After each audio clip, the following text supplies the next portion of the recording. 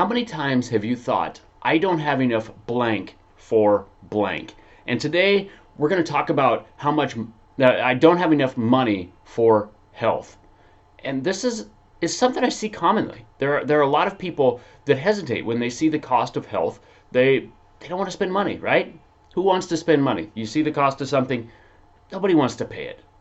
But when we look at the cost of something now versus the cost of something in the future, it really opens your eyes to things. And this is something that a lot of investors talk about. They say, if you spend $1 now, it's like spending $5 in the future.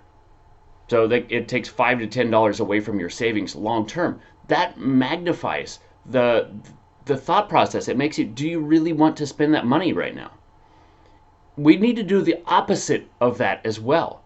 If I'm spending this money right now, how much does that save me long term? And that's really what we're going to talk about today. So we're going to dive into what are the long-term costs of things. So when we look at health, the biggest thing that I look at is what does stress do to your system, and basically what are the long-term consequences of that? How do we turn that down? How do we give you more energy? How do we give you the things that you need to handle that stress better? Because stress is always going to be there. It doesn't matter if you go on to a planet totally by yourself and have every single thing you need. There's always going to be stress there, right? It doesn't matter. There's always going to be stress. And stress is not so much the things that you experience. It's how you think about the things you experience too. So there's always going to be stress no matter where we go. It's something that always affects us. The longer that it is there, the more dangerous it is. Why is that? So when we first get under stress, we have good things that happen. We increase our blood pressure. We increase our blood sugar. We, stop focusing on the things that don't matter. We get all these things that happen because we have to mobilize energy. If you're going to get into a situation where you either have to fight or run away, you want extra energy, right? So you bring all your blood into the core. That way you don't bleed as much if you get a cut on your arm. You have that increased blood pressure, that blood sugar to mobilize that energy, to get you to do the things that you want. Your eyes dilate so you can see the things around you better. Over time, these are things that are dangerous. If you have this long enough, what do you end up with? You end up with heart disease because you have high blood pressure. You end up with high blood sugar, so you have diabetes. You end up with low sex hormones, whether it's testosterone or hormonal imbalances or whatever it may be, because your body doesn't focus on reproduction when it's fighting a stress that might kill it, right? It doesn't matter if you reproduce if you don't survive the situation. Same thing happens with digestion. It doesn't matter if you can digest your next meal if you don't survive to get to that next meal. So you have all of these things that get thrown off. Your whole system is affected by this.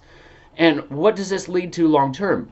It leads to other diseases, right? You get increased inflammation, you get immune imbalances, you get the high blood pressure, you get diabetes, you get all these other things that we see so commonly in our society.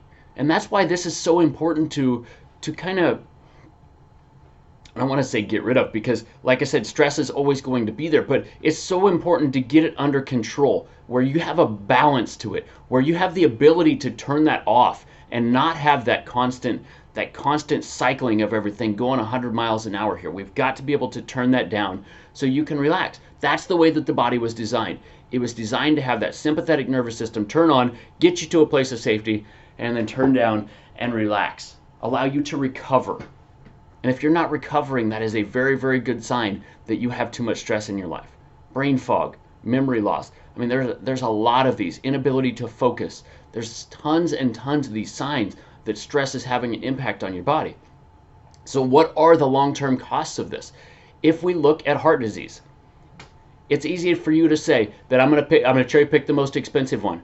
And heart disease is the most expensive one, but it's also the most common one, right? How many people do you know that have high blood pressure, high cholesterol, whatever it may be? A lot of people have it, right?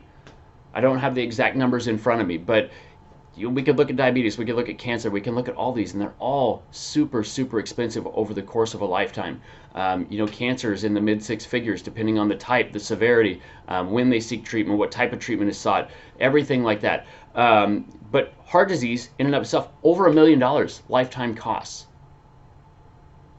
Think about that. Over $1 million in lifetime costs. That's incredible. Sad, really, when you think about it. I mean, think about all the people that have heart disease, and they're all spending over $1 million a lifetime on average. That's scary. So when you look at the cost of not doing something to change your health, to improve your sleep, to get through with less pain, to decrease your inflammation, to do all these other things, you're pushing yourself toward that having to spend $1 million of lifetime costs. How do you think that impacts your finances?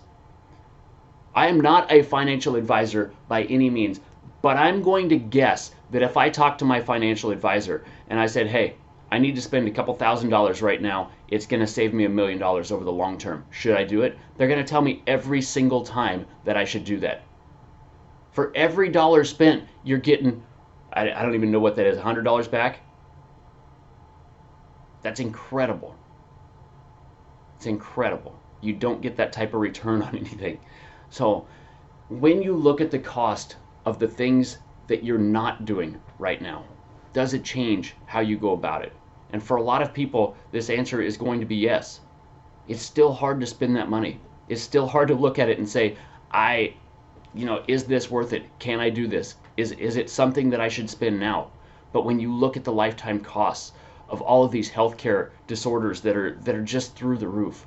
I mean, diabetes is just rampant in our society, and they're talking about it. Well, let's see, as of 4 years ago, they were talking about it doubling in the next 30 years.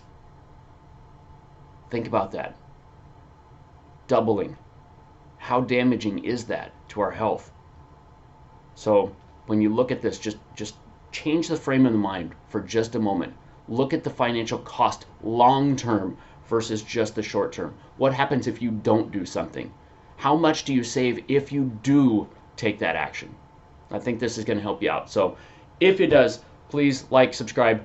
Let me know in some way, shape, or form so I can make more content like this. I love and appreciate you. I hope you have a phenomenal day.